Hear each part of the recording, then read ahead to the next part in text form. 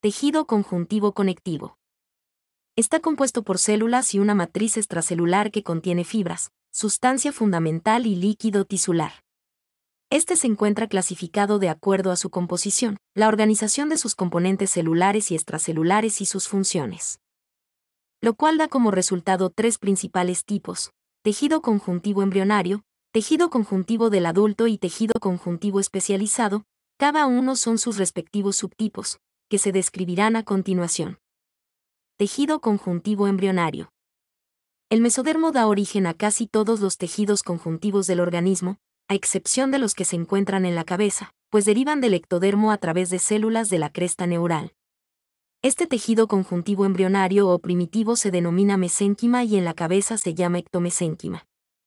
A su vez, el mesénquima se divide en dos subtipos. Tejido conjuntivo mesenquimático. Se encuentra principalmente en el embrión y contiene células fusiformes. Su espacio extracelular está ocupado por sustancia fundamental viscosa.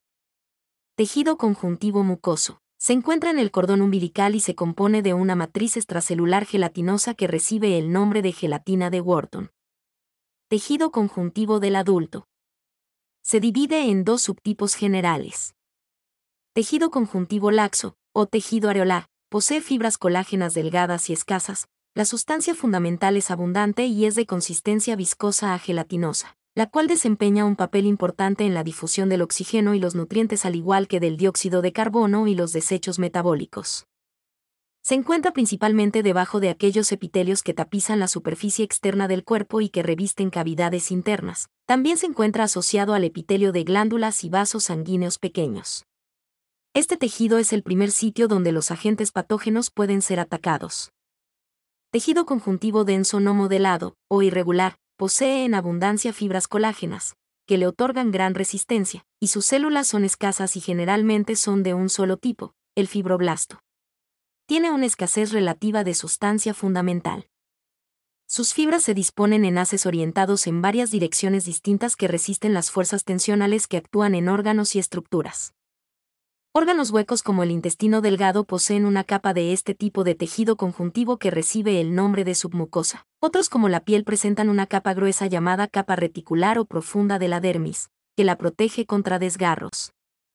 Tejido conjuntivo denso modelado, o regular, es el principal componente funcional de los tendones, los ligamentos y los aponeurosis. Se caracteriza por tener poca sustancia fundamental, además de células y fibras ordenadas en haces paralelos y muy juntas para proveer máxima resistencia. Tendones. Son bandas o cordones conjuntivos que unen el músculo al hueso y están compuestos por haces paralelos de fibras colágenas entre los cuales se encuentran hileras de fibroblastos llamados tendinocitos, de aspecto estrellado. Ligamentos. Se componen de fibras y fibroblastos ordenados de forma paralela, pero con menor regularidad que las fibras de los tendones.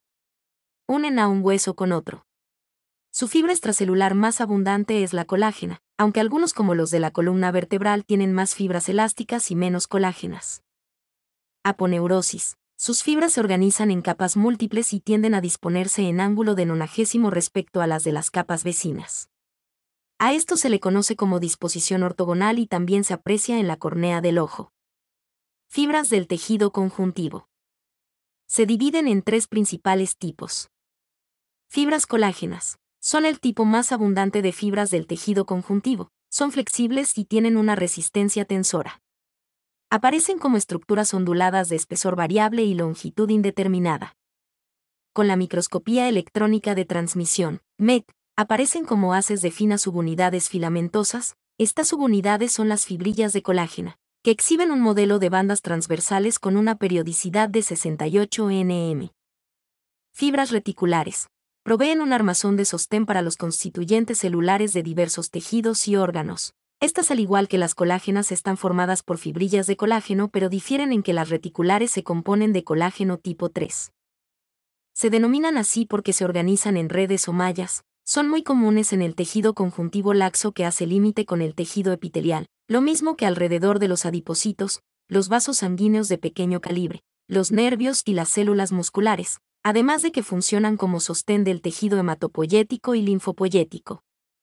En estos tejidos el colágeno de estas fibras es producido por una célula especial llamada célula reticular, En otras localizaciones la fibra reticular es sintetizada por los mismos fibroblastos. Fibras elásticas. Son más delgadas que las colágenas y se organizan en modelos ramificados que forman una red tridimensional. Permiten que los tejidos respondan al estiramiento y la distensión. Son producidas por los fibroblastos y las células musculares lisas y están formadas por dos componentes estructurales, un núcleo de elastina y microfibrillas de fibrillina periféricas.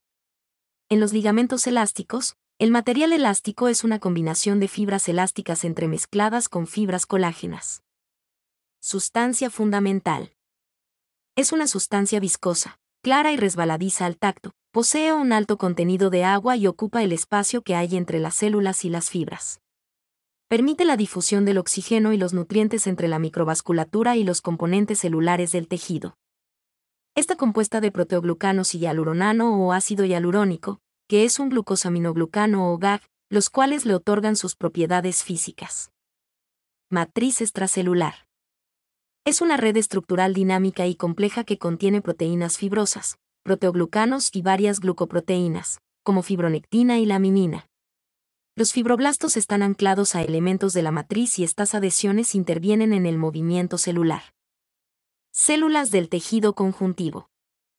Residentes o fijas. Son relativamente estables y pueden llegar a considerarse residentes permanentes del tejido. Entre estas se encuentran fibroblastos y miofibroblastos. El primero es la célula principal del tejido conjuntivo, pues tiene a su cargo la síntesis de fibras colágenas, reticulares y elásticas y carbohidratos complejos de la sustancia fundamental. Aparece como una estructura discoide o alargada y a veces contiene un nucleolo evidente. También posee un RR y un aparato de Golgi prominentes. Algunos constituyen una población replicativa. El segundo es una célula alargada y fusiforme con características tanto de fibroblasto como de célula muscular lisa, pero se diferencia de esta última porque no cuenta con una lámina basal que lo rodee. Macrófagos, histiocitos, derivan de los monolitos, los cuales migran desde el torrente sanguíneo hacia el tejido conjuntivo en donde se diferencian en macrófagos. Poseen un núcleo arriñonado, escotado o indentado y sus lisosomas son abundantes.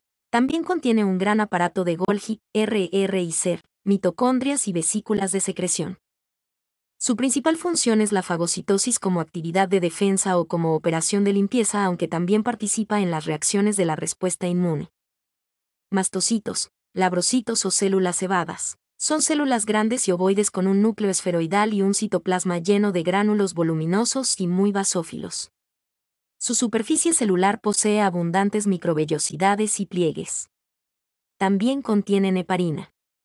Liberan sus gránulos al ser expuestos a un antígeno para el cual ya estaban sensibilizados.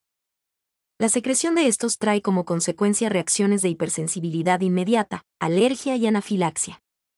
Son especialmente abundantes en tejidos conjuntivos de la piel y las membranas mucosas, pero no se encuentran en el encéfalo y en la médula espinal. Adipocitos. Se diferencian a partir de las células mesenquimáticas indiferenciadas y acumulan lípidos neutros en su citoplasma de forma gradual. Cuando se acumulan en gran cantidad forman el tejido adiposo.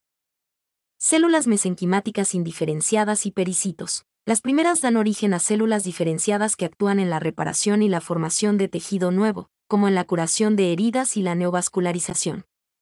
Los segundos son un tipo de célula mesenquimática indiferenciada que participa en el desarrollo de nuevos vasos sanguíneos. Transitorias, libres o errantes. Son células que han emigrado al tejido desde la sangre en respuesta a estímulos específicos. Estas son basófilos. Tienen gránulos de secreción muy basófilos en el citoplasma y receptores en su membrana. Participan en la respuesta vascular en las reacciones de hipersensibilidad cutánea. Esta reacción se conoce como shock anafiláctico que puede causar la muerte. Linfocitos, plasmocitos y otras células del sistema inmune. Los linfocitos son las células libres más pequeñas del tejido conjuntivo y participan principalmente en las respuestas inmunes. Son muy abundantes en la lámina propia del tubo digestivo y de las vías respiratorias. Existen tres tipos de linfocitos, los T, los B y los NK. Los plasmocitos son componente del tejido conjuntivo laxo en los sitios donde los antígenos tienen la tendencia a introducirse, como el tubo digestivo y las vías respiratorias. Además son componente normal de las glándulas salivales, los ganglios linfáticos y el tejido hematopoyético. En el tejido conjuntivo también hay eosinófilos, monocitos y neutrófilos. Linfoma del manto. Es un linfoma agresivo y tiene su origen en células de la zona del manto del folículo linfoide. Corresponde a un 5 a 10% de los linfomas. Equivale al centrocito en la clasificación de Kiel, deriva del manto y es difuso. CD23 y CD5+. Histología. Tienen un patrón característico de células medianas con crecimiento difuso, con intensa sobreexpresión de inmunoglobulinas de superficie de tipo B, CD19 y CD20, junto a un antígeno de célula T, CD5. La positividad simultánea para CD19 y CD5+ hace que este linfoma se pueda confundir con la LLCB. Gran error, ya que la LLC tiene un curso indolente y este linfoma es muy agresivo. La diferencia está en que el L-manto no suele expresar CD23. Existe una variedad blastoide que tiene un curso más agresivo con una supervivencia mediana de 2 a 3 años. Fisiopatogenia. Es característica observar la presencia de T11, 14, que implica los genes BLC1 originando la sobreexpresión del gen PRAD1 que aumenta la producción de la proteína ciclina D1 que aumenta la velocidad del ciclo celular. Clínica.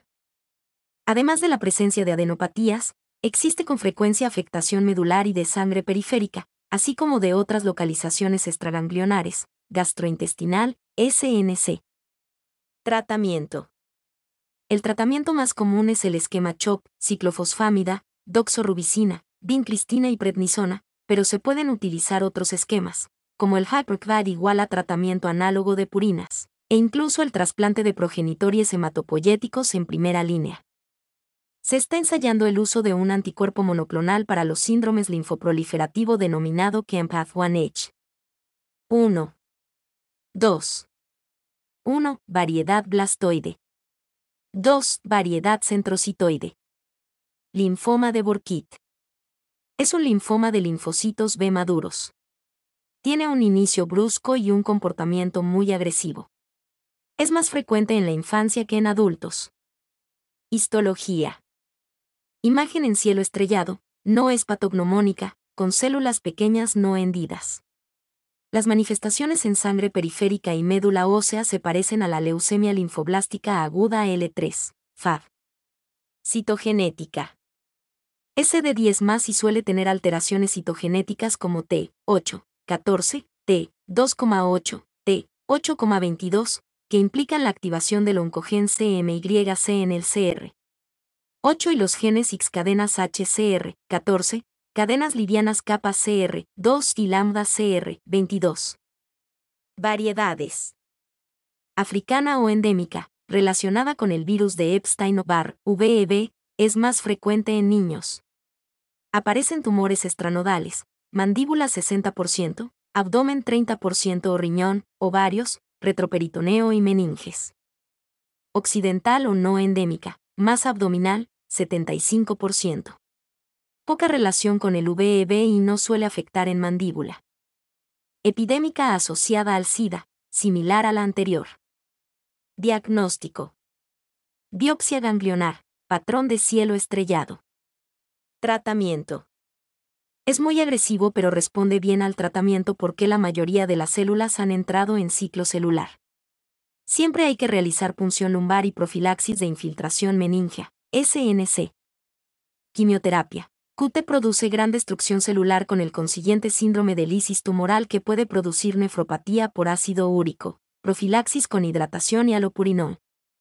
Valorar trasplante de progenitores hematopoyéticos tras la QT en 25 años, con ligero predominio en varones.